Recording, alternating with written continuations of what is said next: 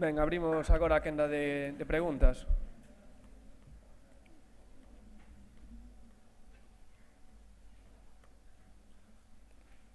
A ver, levantad a man que...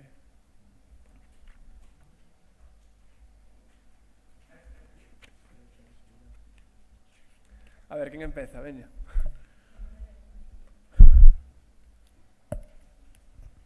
Bueno, boas, escoítase.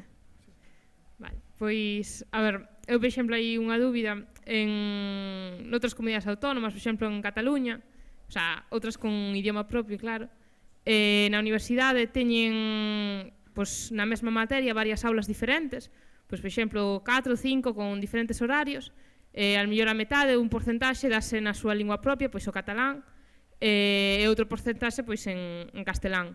Que opinades diso? Bueno, vamos a ver, eu vou che dar a miña... A ver, as cousas é difícil de xulgalas en abstracto. Hai que xulgalas sempre en función do contexto en que se está a vivir, non? Vamos ver, esa situación, se ti tes un contexto onde a legalidade vixente en materia lingüística, polo menos o que depende da administración autonómica, do goberno autonómico, é moi favorable ao idioma propio, esa situación é unha situación aceitável, pero sobre todo aceitável transitoriamente. Despois, non está na universidade o quido asunto no sentido da salvación dunha lingua.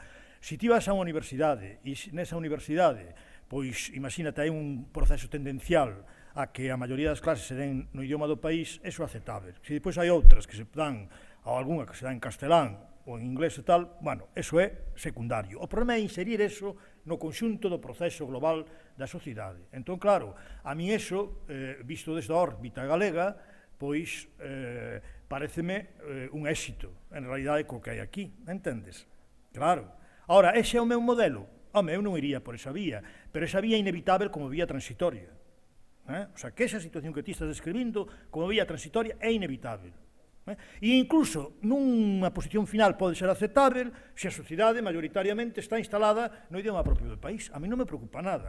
Ti comprenderás que se eu teño garantías de vivir na miña propia sociedade en galego e a maioría da sociedade, de forma tendencial, que non quere decir de forma absolutamente químicamente pura, está nesa situación, a min que unha aula de unhas universidades se fale como se fala chinés, pois non me preocupa nada.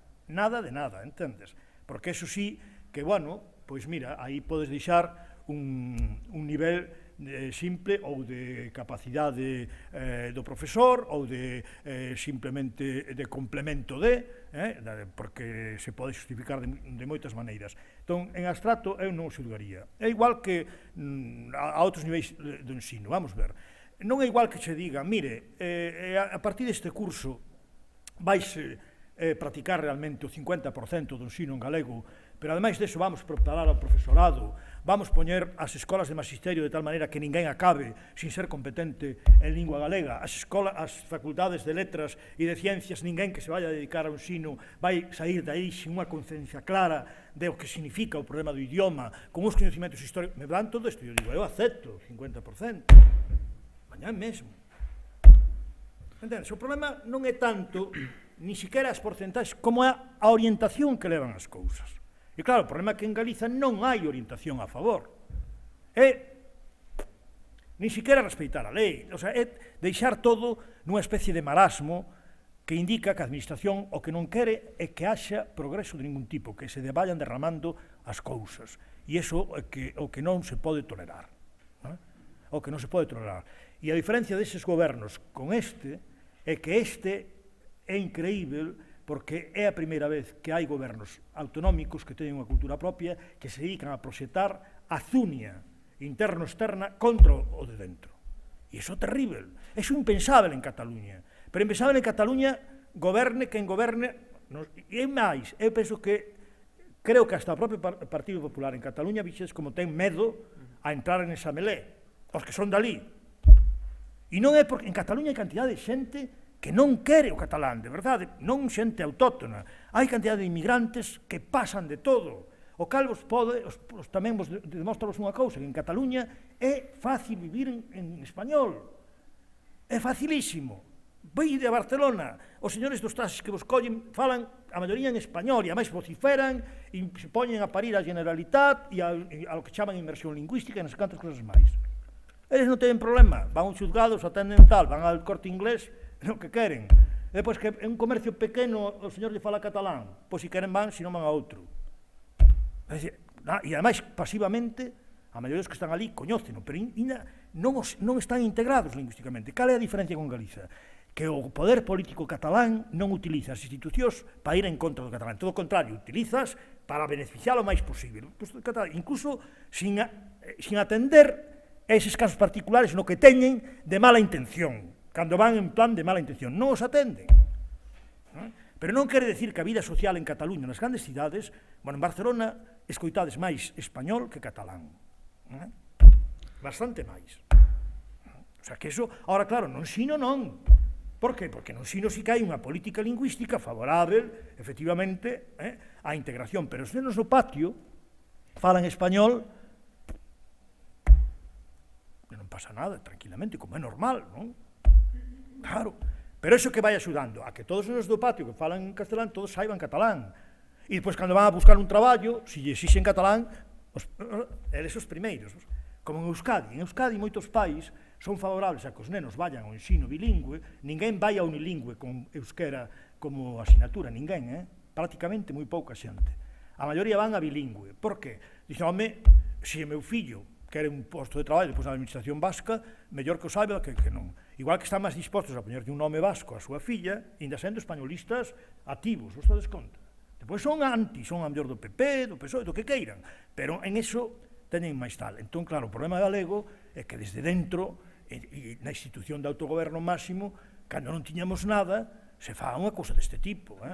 Porque isto poderíalo entender incluso se vivíramos nunha realidade onde imaginamos absolutamente todo estuvese en galego, e que entón houvese un goberno que dixera, non, é unha minoría da poboación que se está mantendo no español, temos que buscar unha solución a eso, entenderíalo desde un punto de vista de respeito por dereitos individuais, pero que a situación galega é calamitosa para o idioma propio, é calamitosa, nin cumprimento de leis deles, das leis que eles aprobaron.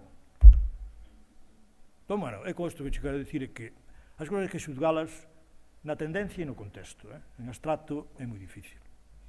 É moi difícil. Eu tamén, por dar unha resposta sobre iso, eu quería retomar o que comentaba agora Paco, o tema do respecto á lingua.